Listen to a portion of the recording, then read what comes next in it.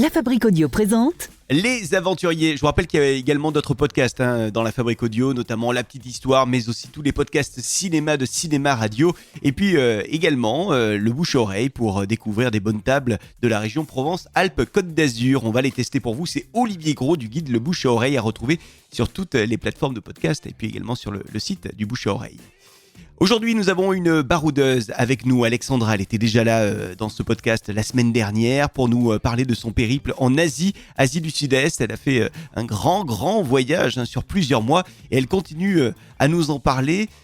Quel est, Alexandra, le pays qui vous a finalement le plus plu parmi tous les pays que vous avez dans lesquels vous avez pu aller sur ce grand périple en Asie du Sud-Est? Le Vietnam. L'échange avec la population. Le dynamisme de la population. Vietnam, c'est très jeune. Quand on va sur Saigon, par exemple, il y a quasiment 80% de la population qui a moins de 35 ans. Donc forcément, il y a un côté bouillonnant, un côté à la fois hyper moderne, à la fois hyper ancien, parce qu'il y a des sites historiques sur Saigon, bien sûr. C'est cette ville qui est hyper bouillonnante, hyper dynamique, c'est assez incroyable. Et la curiosité des Vietnamiens qui se demandent pourquoi on est là, combien de temps on reste, est-ce qu'on a aimé leur pays, qu'est-ce qu'on fait, où on va. Ils sont très curieux, ils ont beaucoup envie d'échanger. Et je crois que sur les 6 mois, avec l'Indonésie, c'est le peuple avec lequel on a le plus échangé. C'est aussi...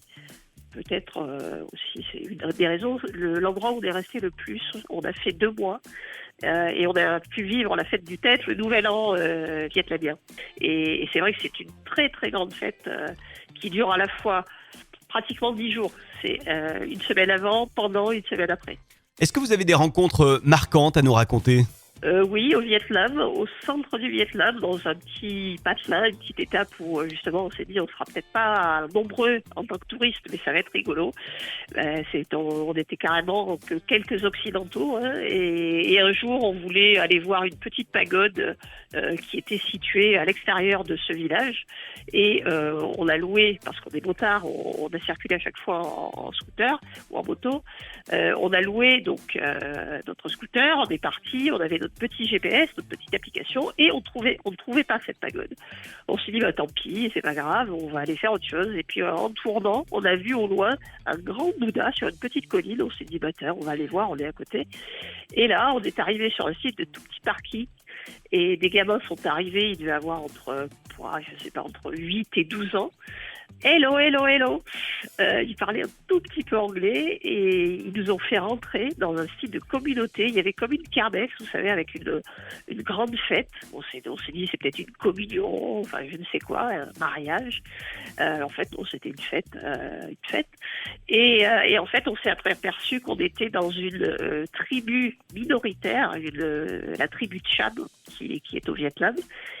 Qui n'avait pas vu d'occidentaux à la ronde depuis la nuit des temps, à mon avis. Donc, ils commençaient à nous toucher les cheveux, à demander d'où on venait. Voilà. Donc, ils nous ont fait visiter tout le site. Les hommes nous ont fait boire un petit saké. Les femmes nous ont fait manger des petits beignets de patates douces. On appelait ça notre rendez-vous en terre inconnue. Merci pour ce rendez-vous en terre inconnue. Du coup, Alexandra, on va vous retrouver avec un grand plaisir dans les podcasts de la Fabrique Audio des Aventuriers la semaine prochaine pour continuer à suivre vos aventures. Et puis vous suivez également toutes les aventures des podcasts de la Fabrique Audio sur le www.lafabriqueaudio.com.